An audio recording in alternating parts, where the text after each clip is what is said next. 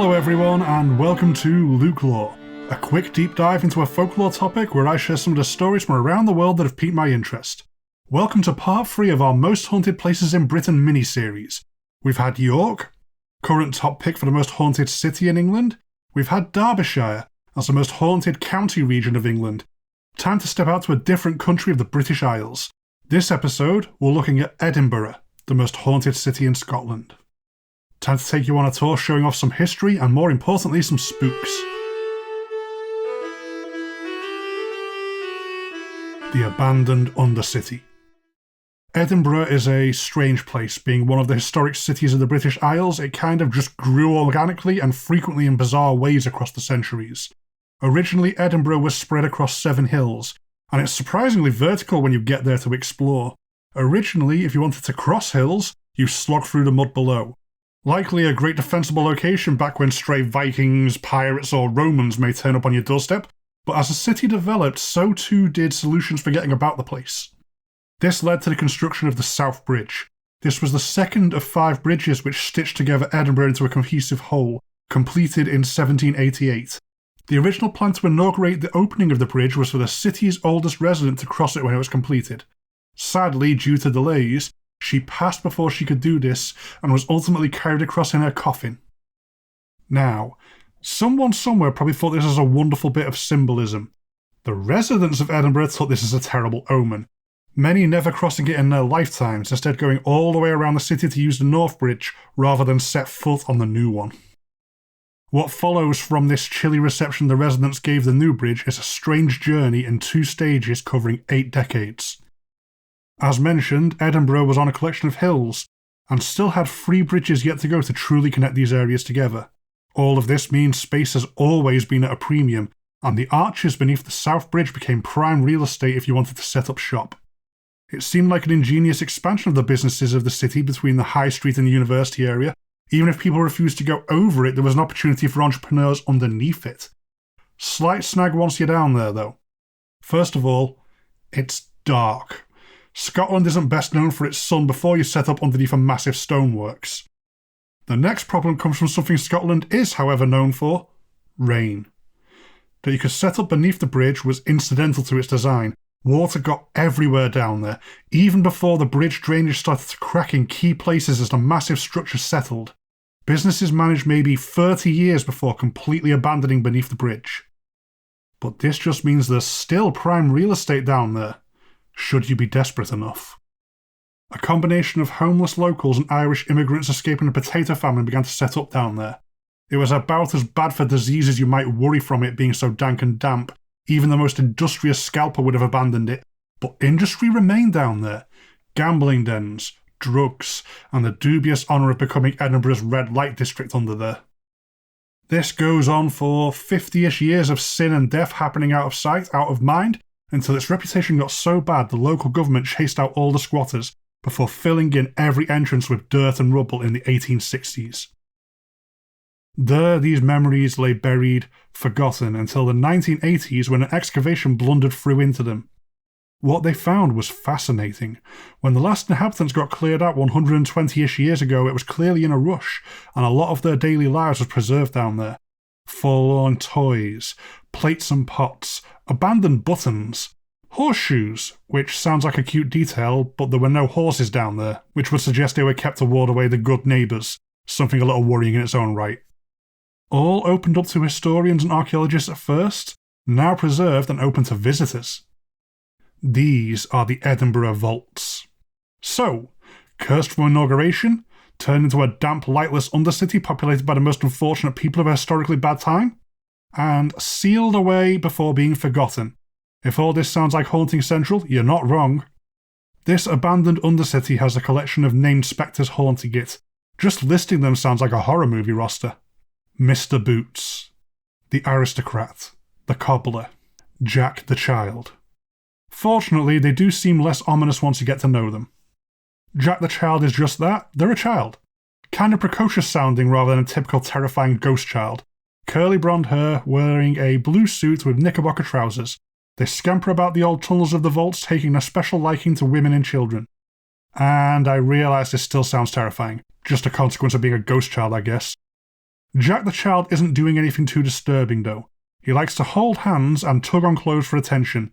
Basically just a child who happens to be a ghost. Your mileage may vary on how frightening that is.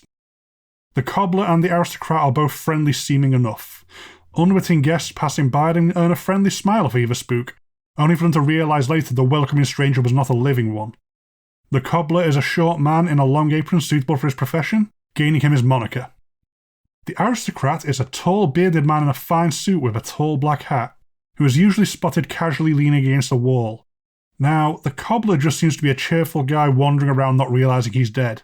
And technically the Aristocrat reads similar on paper, he seems to have something of a bad aura about him though. Those who get too close to the Aristocrat during an encounter all seem to agree there's a feeling of a sinister presence, which is a tad worrying. Then there's Mr. Boots, apparently also known as the Watcher, which is a little less whimsical and a lot more unnerving. He's known to stick to the back of the vaults if you're looking to avoid him, and how he got his name Mr. Boots becomes obvious as visitors hear his heavy footfalls from his stomping around in his namesakes. He's a tall, shabbily dressed man on top of those boots, and he's got something of a reputation as a photobomber. As recently as 2015 you can find pictures reporting to have Mr. Boots in the background, should brave visitors decide to snap a pic down at the back of the vaults Mr. Boots calls home. It sounds like the Cobbler could have come from the 30 years of business under there, with the rest likely coming from the 50 years of being a black market.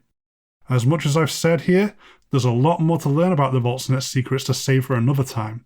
Let's put a pin in the topic for now and move on.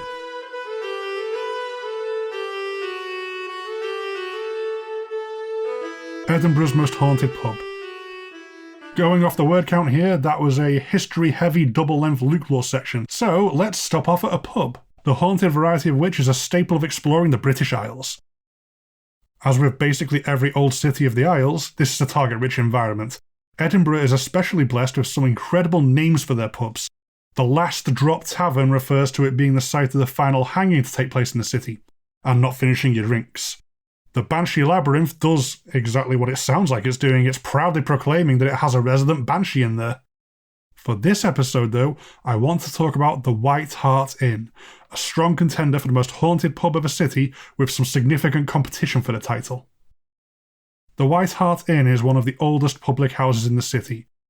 While the above ground has gone through some necessary Ship of Theseus rebuilding over the years, the beer cellar at its foundation dates back to 1516. 500 years in such a storied city adds up to quite the history. This includes such dubious honours as being a known haunt of Burke and Hare. According to myth, several of the victims who went on to turn up at Edinburgh University as suspiciously fresh cadavers got lured away from the bar at the Whitehart Inn, taken back to the pair's nearby lodgings. Not content to have only one worrying story of murder, an old drawing of a prostitute in a red outfit was turned up during one round of renovations and is tentatively linked to a prostitute murdered on the premises in the 19th century. This inn is a favourite location for assorted ghost hunters, and it comes with plenty of surprise paranormal encounters for unwitting people who weren't even looking.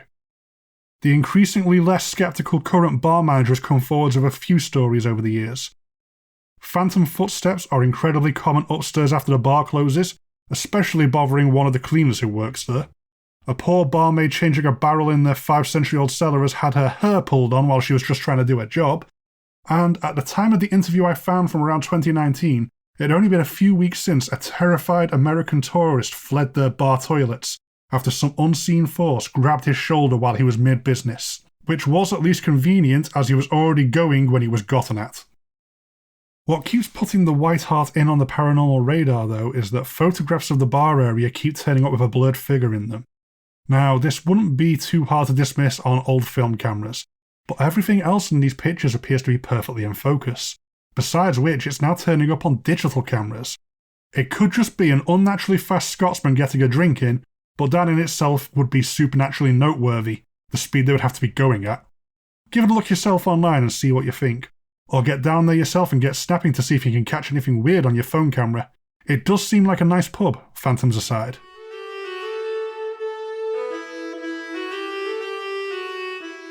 An extra bloody history. If we're poking about Edinburgh for ghosts, it would be rude not to stop at the castle itself. Coming in at over 2,000 years old, while very much being a castle that means business instead of being a rich person's trinket, Edinburgh Castle has seen a lot. Heck, 2,000 years? Double that. The stories of an Iron Age hill fort being on that site. It was a bloody good hill to defend. Priced for its security, complained about how drafty it always seems to be. This is about as far away from an ornamental fairy tale castle as you can get. Edinburgh Castle is a surly rock formation that is as much to keep people securely locked away in its vaults as it is to keep everyone else out. It hasn't always been impenetrable across its history, though. The English have needed kicking out on multiple occasions, and there's something very Scottish about how weirdly proud they seem to be of successful escape attempts. A hole that 49 French prisoners of war hacked their way out through in 1811 has been preserved for 200 years. Show you're made of sterner stuff, and you'll likely get some respect from the Highlands. Let's get to the spooky stuff. Given its rather practical history as a war fort and prison, there's plenty of bad history waiting to bubble up here. Edinburgh Castle seems to be infested with shadows that have no owners. These disembodied dark figures can get about anywhere and everywhere, frequently carrying with them an overwhelming sense of dread. They're also associated with the sensation of being pulled about whenever they are near. Unexplained phenomena will just pop up at random. Drums coming from no identifiable source can be heard or sometimes just felt, and strange lights have regularly been known to just go about their own business. There's a particular famous ghost who can cause quite a lot of confusion if you aren't aware of them, known as the Lone Piper. Leading up to the castle going through Edinburgh's Old Town is the Royal Mile, a stretch of road that does basically what it says on the tin. This is a mile assorted royalty would parade up and down during visits to the castle at one end and the royal palace down at the bottom. A few hundred years ago, a tunnel was found which appeared to go from the depths of the castle underneath the Royal Mile, and to test this theory, a boy with his bagpipes was sent down there, playing as he went to show where he was. This appeared to be working, and his progress was followed above ground until his playing suddenly stopped halfway down the Royal Mile. Attempts were made to find the boy, but he had vanished without a trace. Faced with both a tragedy and a mysterious tunnel that could lead anywhere, the entrance was securely filled in. Across the centuries, the Lone Piper can sometimes still be heard, starting deep in the castle vaults and heading back down the Royal Mile, where his music will suddenly stop halfway, only ever making it as far as his first attempt in life. All told, one awesomely haunted castle with one hell of a bloody history. I definitely want to get in there myself and have a poke about, although I'm a little worried that all those shadowy figures in one place may be full-blown shadow people congregating. Ugh.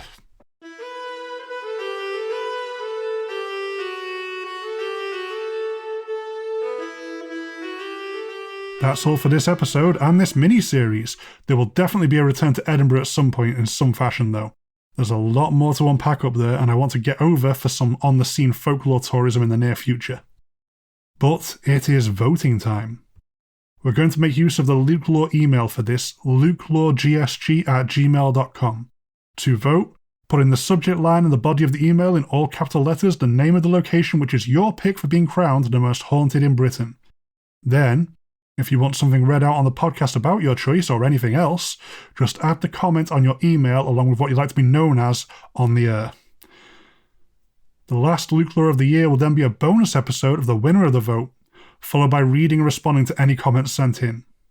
That's lukeloregsg@gmail.com.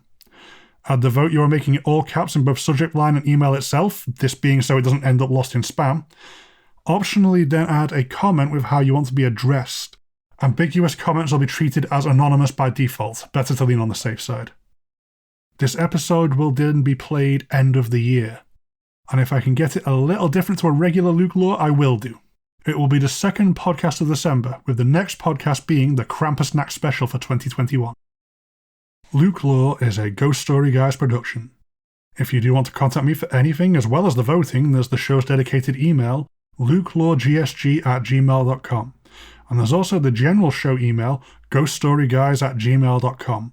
Both myself and the main show are really easy to find on Facebook and Twitter if you want to make day-to-day contact, as well as a very active Instagram account a lot of the community gets involved with, and the plucky but less active LukeLore Instagram. But as much as I'm happy to talk about this mini-series on social media, votes will only be counted from the email for a fourth and final time, lukeloregsg@gmail.com. If you want to support the show directly, definitely check out our Patreon at patreon.com/ghoststoryguys. As ever though, the absolute best thing anyone can do to support the show is to give it a listen. Share this around if you think you may know someone who may be interested. Leave a review if you get the chance to help signal boost me. Get voting and try and encourage other people to vote. Let's see who we can crown champion this round out. And most of all, I simply hope you enjoy what I'm doing here. Goodbye for now.